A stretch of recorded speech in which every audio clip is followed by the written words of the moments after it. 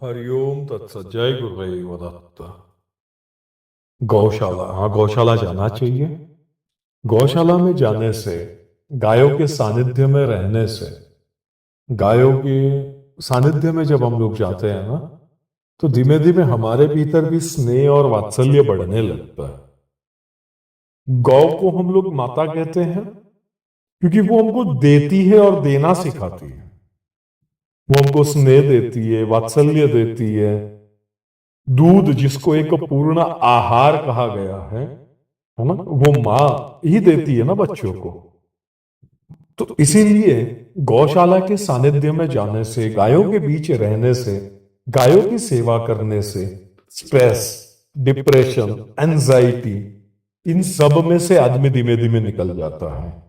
आजकल वैसे भी शहरों में रहने वाले सभी, लगभग शहरों में हो, गांव में हो, कहीं हो, आजकल स्ट्रेस सब जगह बढ़ा हुआ है।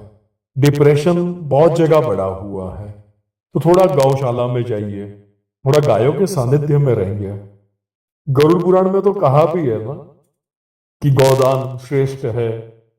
क्यों कहा? तो कि गाय स्नेह देगी, वात्सल्य देगी, जहां जाएगी वहां वात्सल्य देगी। गाय को आंगन के भीतर स्थान दिया गया है। आंगन में है ना, हमारे आंगन में किसको किसको है स्थान?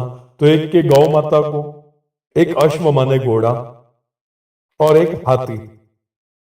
इन तीनों को आंगन के भीतर, बाकी जो हैं जिनको हम लोग पशु कहते हैं उनको आंगन के बाहर कहा। हाँ, भैंस को भी आंगन में कहा गया है, पर उसके अलावा जितने भी पशु हैं वो सब आंगन के बाहर। तो गाय पशु नहीं है, मां है, इसलिए आंगन में स्थान है। तो इस प्रकार गौशाला में जाया कीजिए, गायों के सानिध्य में रहा कीजिए। जब कभी कल्पना भी करनी पड़े ना, कभी ज्यादा स्ट्रेस, कभी डिप्रेशन कभी आ जाए ना, तो ये गरुड़ पुराण में से हमने निकाला था। थोड़ा सा छोटा सा एक एक्सपेरिमेंट है, कभी करके देख लेना। जब जब ज्यादा स्ट्रेस डिप्रेशन लगे ना, थोड़ी सी आंखें बंद करके बैठो, सांसों पे ध्यान दो और भाव करो कि हमारे चारों ओर सिर्फ गाय ही गाय है और हम गौ के बीच में हैं। तो वो भाव कब आएगा? जब इस प्रकार के कोई दृश्य आप देखेंगे। तो गौशाला में जाने से, गायों के सानिध्य में रहने से धीमे धीमे धीमे धीमे वो आपको भाव भी आने शुरू हो जाएंगे। और उसी भाव में जब आप बैठेंगे तो आपको गौ की मधुर जो सुवास होती है ना, वो खुशबू आपको अपने आप आनी भी शुरू हो जाएगी। क्योंकि उनके बीच आप रह रहे हो, वहां जा रहे हो, आ रहे हो, तब आपके वो भाव प्रबल हो जाएंगे। और धीमे धीमे उसी कारण से आपकी स्ट्रेस, एंजाइटी, ये सब कम हो जाएगी।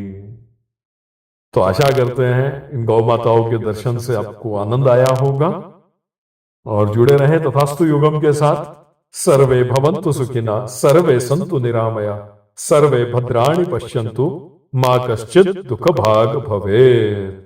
स्वस्ति कल्याणम।